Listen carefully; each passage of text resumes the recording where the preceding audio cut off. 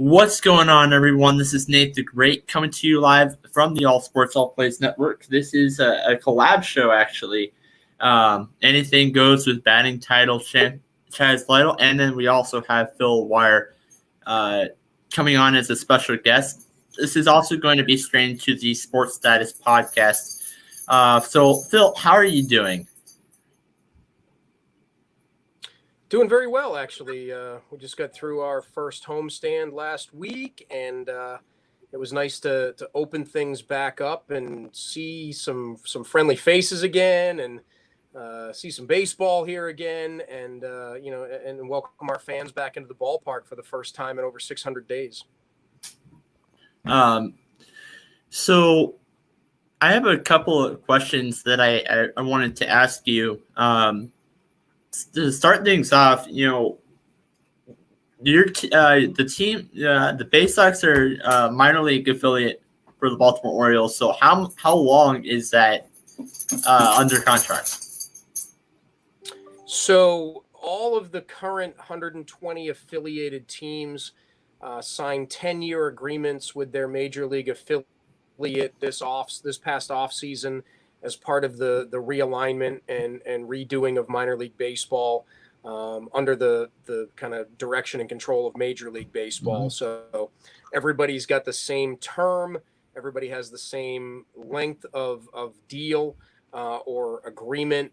So it's different than what used to happen, where there kind of was this affiliate shuffle over the winter time, where a team that might have only had a 2 or a 4-year deal with their affiliate would look for a new affiliate. Now everybody starts on the same day, ends on the same day, is the same length of time. So,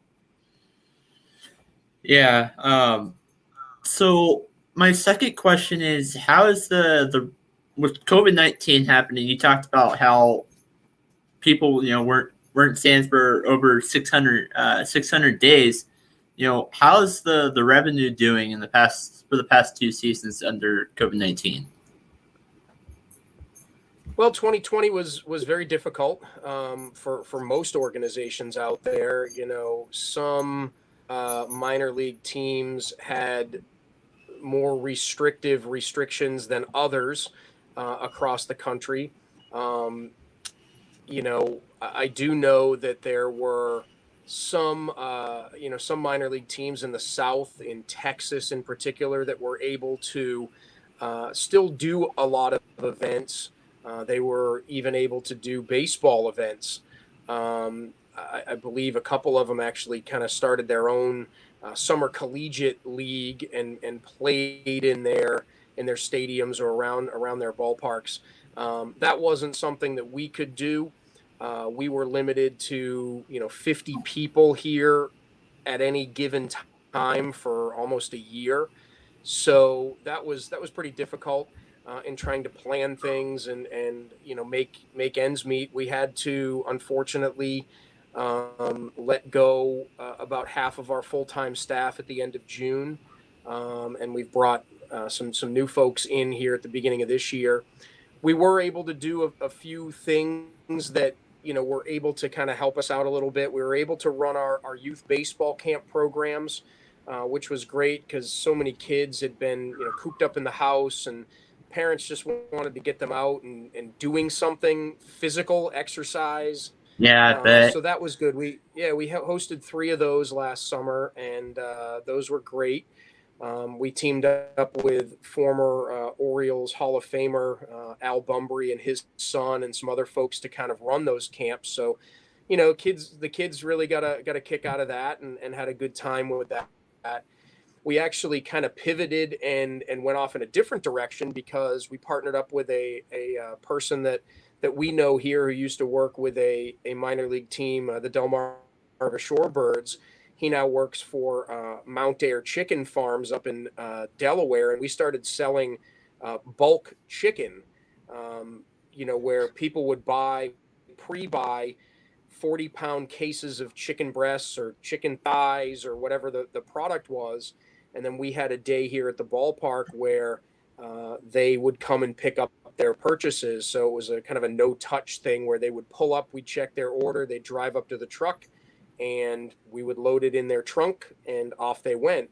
So there was some revenue coming in there from us. Plus, we were providing, things that were needed by families at a really good price. A 40-pound case of boneless, skinless chicken breasts were like $52. So you're talking like $1.30 a pound, which is a lot cheaper than in the stores. And if you have a place to store it or freeze it or whatever, we also partnered up on that with some of the local food banks and food pantries, and allowed patrons to purchase that, to have it donated to the food pantries and stuff, because a lot of the stuff that they get are uh, dry goods, box cans, things like that. They don't usually get a lot of fresh meat or frozen, meat products and things like that they can share. So this was really good for the community too.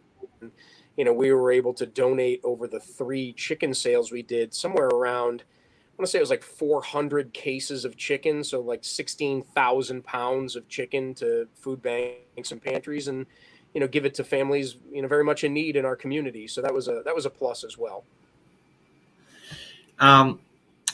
So the third question that I have, also, do you see any problems on a financial standpoint for minor league teams during the pandemic?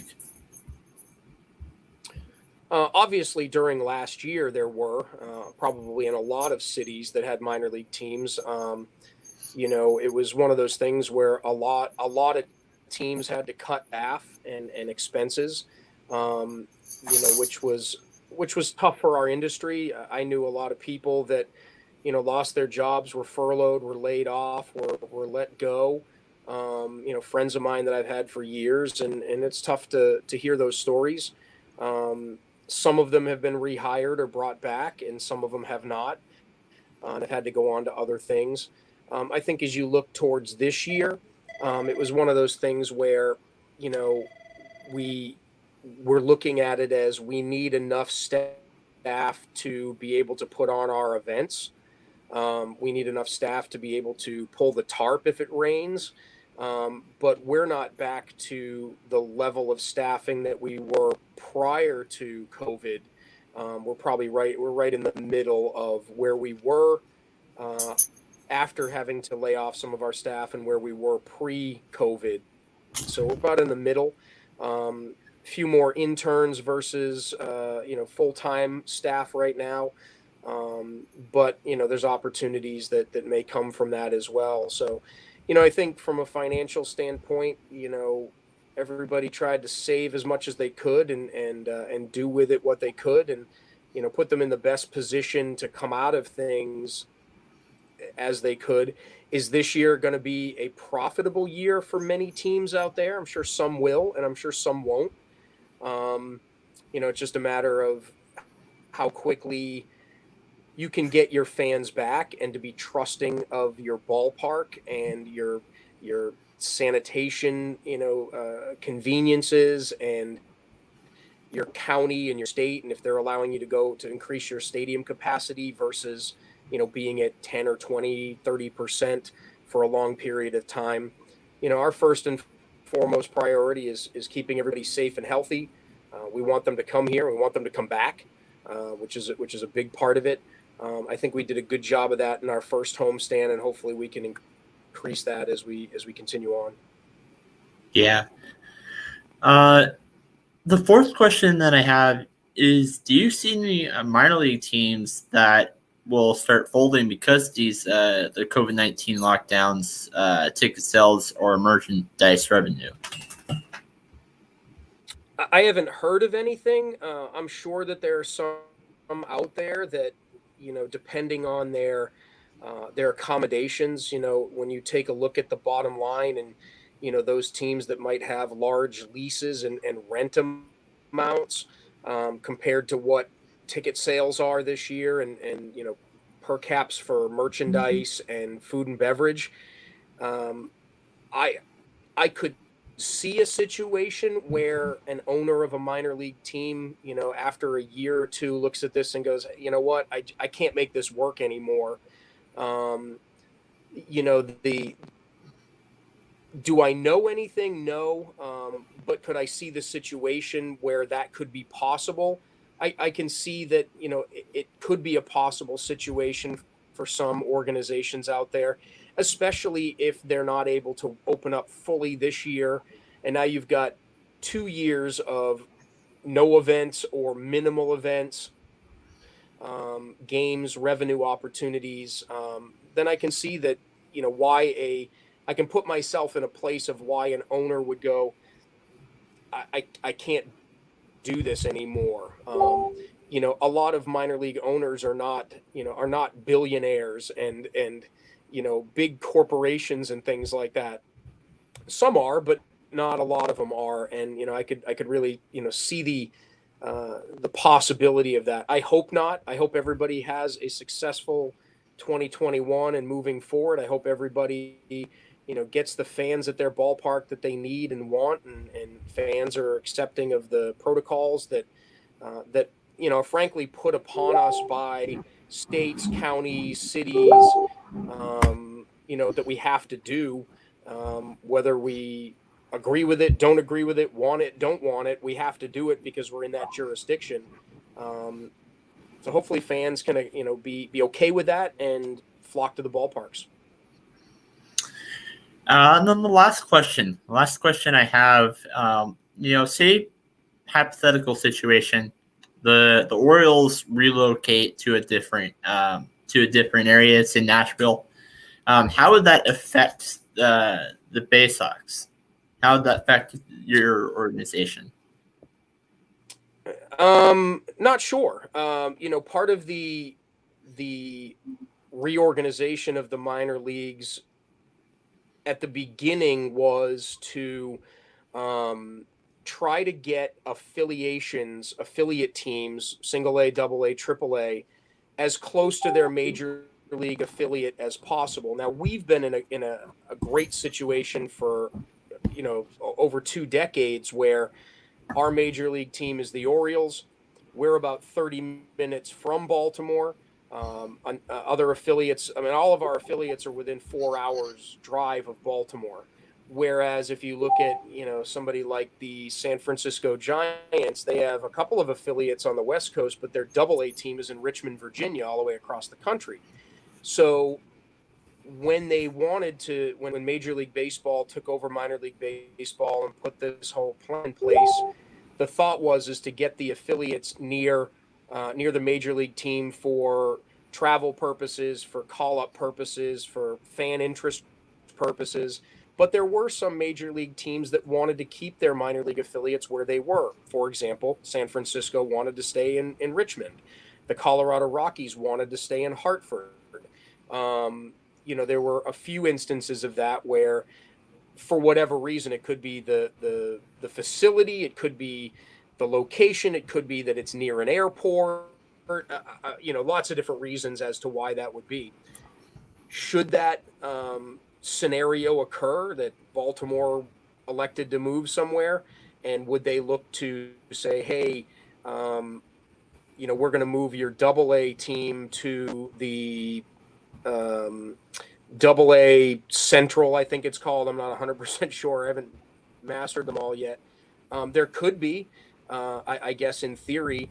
Now, we're kind of in a lucky situation where we have two major league teams in our marketplace. So maybe, and again, I'm speaking hypothetically because there's nothing to this, but maybe if we weren't an Orioles affiliate, we would then become a Nationals affiliate, you know, and be right down the street from Nats Park. Who knows? You know, that would be way up above me and the thought process there. Our hope is that the Orioles stay in Baltimore for a long time. We stay here and we're able to feed guys up to Baltimore quickly and effectively. So that's all the questions that I have.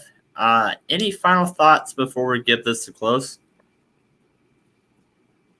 Yeah, just we're excited that the season's back on. We're excited about our roster. We have a number of, you know, top 20 and 30 prospects on our team, headlined by the number one prospect, Adley Rutschman, who's I think number 2 in the top 100 and number 1 in the Orioles. We also have DL Hall with us and a bunch of others. So in the first homestand that we had, we took a 6-game homestand, swept it, which was probably has never been done before against the same team, which is always nice.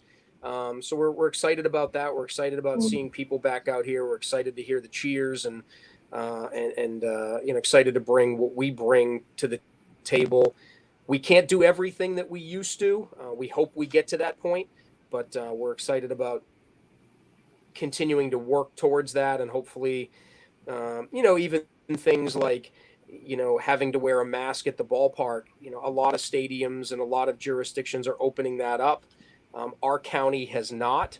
There's a lot of backlash for that, and we just tell people that it's not our decision. We don't have the authority to make that decision. That decision is made for us by the county, and that's what the county requires. And we don't have the ability to tell the county no. So whenever that goes away, we are looking forward to in June being at 100% capacity opportunity. So we're working towards that, and we're looking to have a good time the rest of the summer, and hopefully we can stay that way. All right. So this is so thank you for hopping on. Thanks for having me. It's been great, and Phil Wrye signing out. See you guys soon.